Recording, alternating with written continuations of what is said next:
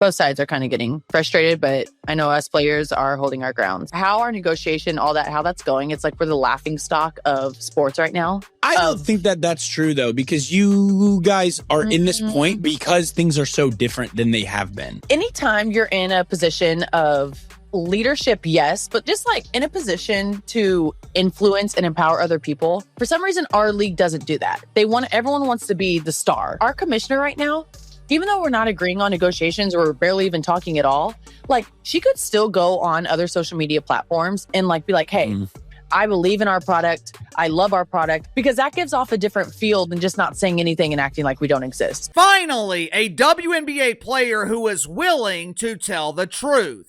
Finally, a WNBA player who is willing to admit the truth about this dump of a league. Sophie Cunningham is absolutely right. The WNBA is a laughingstock. Hell, the WNBA has been a laughingstock for the last 30 years.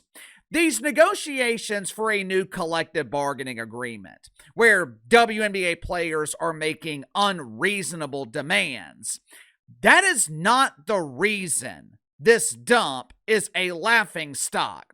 That is not the reason WNBA players are not taken seriously. But it is nice to see that at least one WNBA player is willing to speak the truth.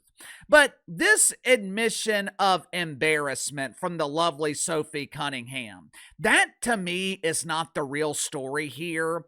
That's the remark that the mainstream media is choosing to focus on, but that is not what caught the attention of Uncle KC. Towards the end of the clip, and Sophie Cunningham might have said this unintentionally, but towards the end of the clip, Sophie Cunningham revealed the real reason as to why Kathy Engelbert and their primary subsidizers in the NBA are hesitant to get this deal done.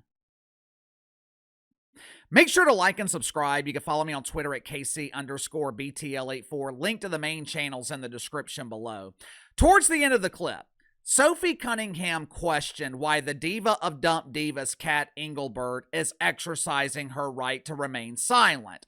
She questioned why the cat has suddenly lost her tongue. How come our boss isn't going on social media and expressing her belief in our product? Have you seen the high-flying action in the WNBA? Wowzer! Our league is amazing!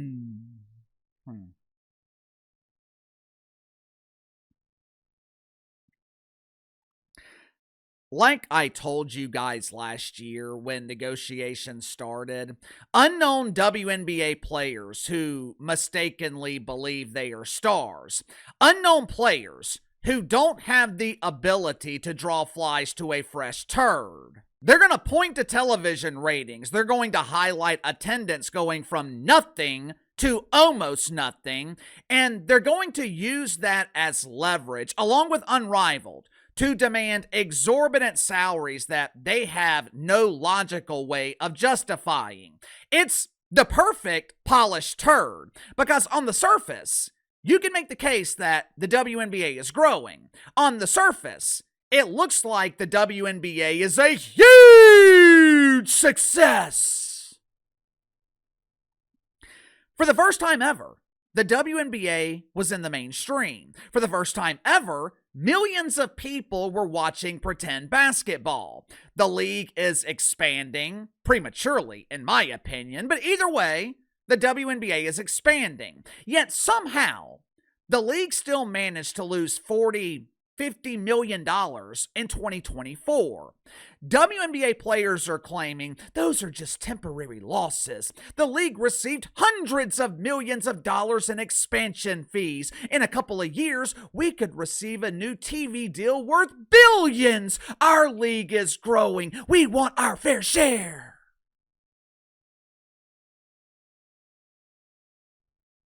Like I said, this is the perfect polished turd. WNBA players believe they have all the leverage in negotiations. Now, whether or not we believe they have leverage doesn't matter. They believe they have leverage and they are willing to use it. But here's the problem. Here's what WNBA players either aren't seeing or refusing to acknowledge. These negotiations, they're not necessarily about money. The NBA isn't refusing to pay WNBA players because the NBA is being greedy. Kat Engelbert isn't refusing to give WNBA players other people's money because her greed is insatiable. The reason the WNBA is hesitant, the reason they're not willing to commit to revenue sharing, they are worried about long-term sustainability. Team owners, the NBA, Adam Silver, they are worried that the WNBA is a gimmick. They're worried that this current level of growth is not sustainable. They are concerned about the long-term health of Caitlin Clark. They're thinking about what happens if Caitlin Clark, God forbid, is unavailable for an extended period. And even if she is available, is the drawing power of Caitlin Clark sustainable long term? Does she have the ability to draw an audience based on basketball alone? Or was Caitlin Clark a major draw because of all the controversy, all the drama? The problem is, there's really no way to answer these questions in the moment. And that's why the WNBA is so hesitant. They are worried about being locked into a CBA. They are worried about committing millions and millions of dollars to players and not being able to afford it. The ongoing negotiations, that's not the reason the WNBA is a laughingstock. The reason people are laughing is because WNBA players can't seem to understand the reason the league is hesitant. They're only thinking about themselves.